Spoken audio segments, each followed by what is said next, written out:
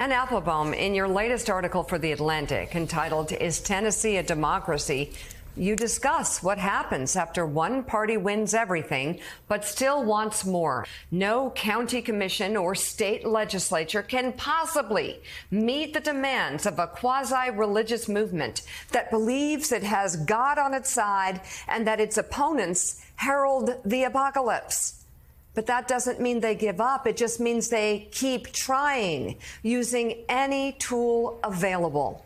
Eventually, they arrive at the point described by Tom Lee, the lawyer for the Sumner County Election Commission. It's not enough to get your majority and get your way. They have to make the minority lose their voice. And Ann, if you could tell us more about the lesson of Sumner County and possibly how it can replicate or is replicating nationally. So Sumner County, it feels almost unfair to pick on them, but it's a county in Tennessee that's controlled by not even by Republicans, but by a group that calls itself constitutional Republicans, because there are no Democrats in Sumner County. They haven't won an election there in a couple of decades. And what you see is the radicalization of those who are there. So the division is between constitutional Republicans and normal Republicans, who they call rhinos. And there's a constant attempt to show that this is they're making a break with the past. They're firing the HR director. They're refusing to let the Electoral Commission move into new offices.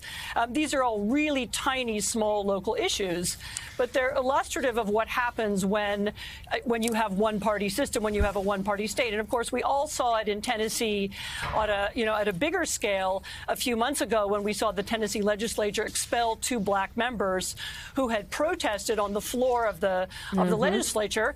And one of the reasons they did that was because their microphones had been cut off. They weren't being allowed to speak. There were big demonstrations outside in the run-up to those events because of a mass shooting in Nashville. People wanted some kind of action.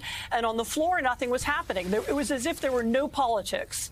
It was one of the effects of having a supermajority, is that, which the Republicans have in Tennessee, is that they don't really have to listen to anybody. They don't have to listen to the public. They don't have to listen to the Democrats. They don't have to listen to political opponents, because they're there based on a tiny group of partisans who show up to vote. And the lesson again is that when you have that kind of control, it doesn't make you nicer. It doesn't make you more magnanimous. You don't say, well, we control everything now, let's let our opponents speak for a while. The opposite is happening. It's becoming more and more difficult for Democrats to be heard in the legislature and more broadly.